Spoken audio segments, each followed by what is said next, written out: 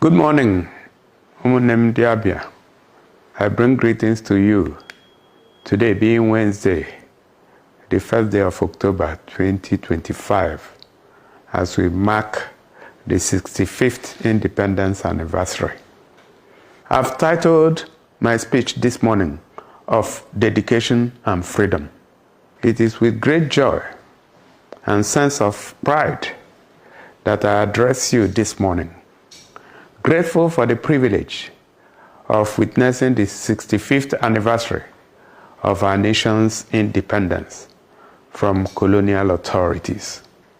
I would like to specially congratulate fellow Nigerians for the great things we have collectively achieved as one nation over the last 6.5 decades of coexistence. Ours is far from being a perfect union, but this day presents us an excellent opportunity to look back with pride at how far we have come and then resolve as one people, united in common destiny, that the best of our years is in the future, not in the glory of the past, nor the frustrations of the present. We are a people of destiny, and the evidence is in the miracle of our continued existence, the friendships that transcend religious and ethnic boundaries, and in the spontaneous excitement that rends the air each time a Nigerian achieves something remarkable on the global stage, when we do not care about ethnic or religious identity, just the knowledge that the individual or team represents Nigeria. Many of us have had cause to feel disappointed with Nigeria and the trajectory it has taken over the last few decades. But we must never mistake momentary discontent with lifetime disconnection. We are a nation of patriots, so even when we openly announce our dissatisfaction with the state of affairs, deep in our hearts, we love our nation and wish the best for it. Today we celebrate the victory of our founding fathers over the limitations of colonialism. But there is so much more to celebrate. This nation mirrors Africa's rich potential and then its struggles. It therefore follows that the destiny of Nigeria is partly tied to the eternal reality of our brothers and sisters all over the world. What we become we ultimately play a part in shaping what will be said of our race in the final analysis. A thriving Nigeria inspires hope in the mind of every black man and woman around the world. Conversely, our continuing struggles, especially on the fundamental concerns of human existence, keeps a certain unflattering narrative in steady circulation. As we celebrate the 65th anniversary of our independence, the onus is now on us to rise to our calling and give our kith and kin from Brazil to Oman, Colombia to Ecuador, Portugal to Guatemala, and across hundreds of other nations around the world where our type are found in small and large numbers, something to be eternally proud of. Nigeria is an ambitious project, but the events of the last 65 years have also taught us that nothing great is built in isolation.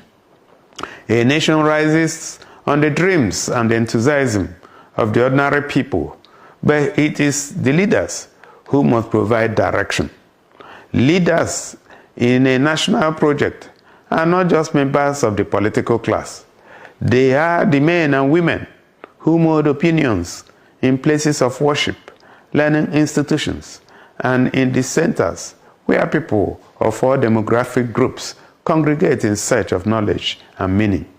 Leadership, as I had emphasized several times over, is not a title. It is disposition to create value, drive progress, and apply our peculiar advantages to noble causes, ideas that transcend narrow interests.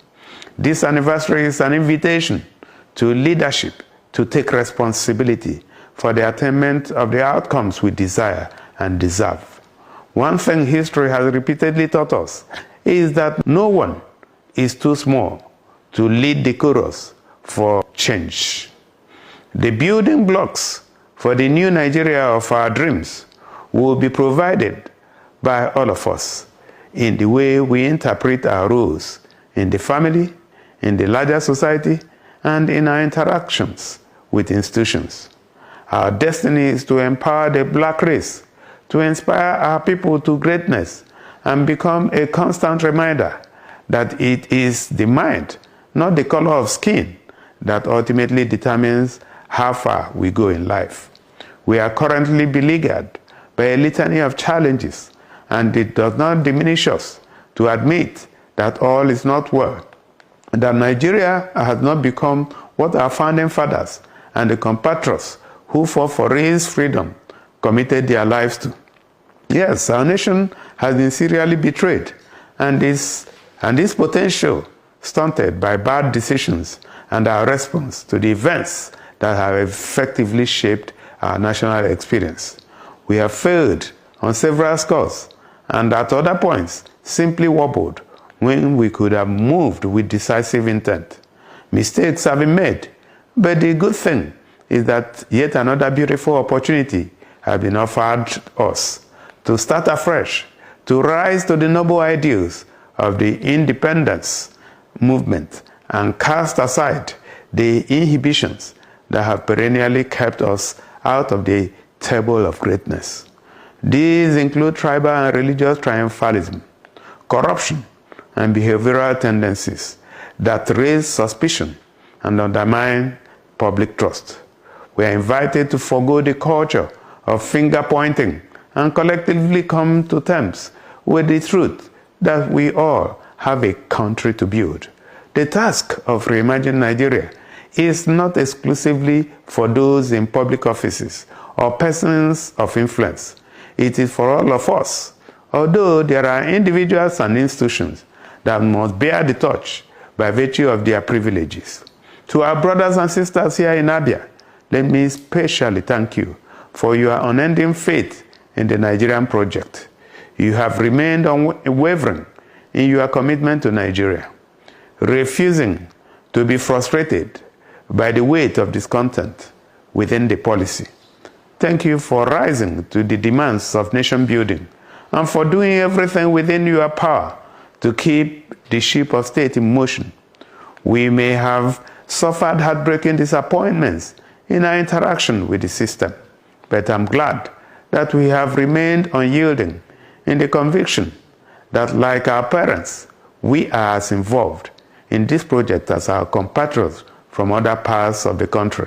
Let me especially appreciate you for spreading the fruits of your genius across the length and breadth of the nation, and for refusing to take the easy option of retreating into your shells when met with difficulties, to whine and then do nothing else. No, we are better than that, and I believe that in due time we shall all look back with pride, grateful to have played a part in the great story Nigeria will eventually become. May I now take a moment to honor the memories of our compatriots, the men and women who devoted their lives and talents to the service of this land, who gave the last full measure of their devotion to forestall the failure of the Nigerian experiment. Our gratitude to the soldiers, policemen, and other security agents fighting the scourge of terror and criminality in different parts of the country must never be diminished by the recalcitrance of the challenge we are dealing with. We are also encouraged to keep in our memories the ordinary men and women whose lives and dreams were cut short by unfortunate events and the circumstances that have dogged our path in the last 65 years. They did not leave us empty.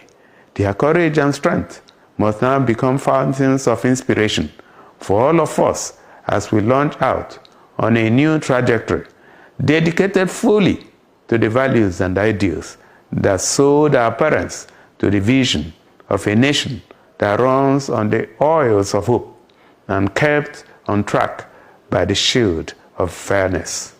and patriotism.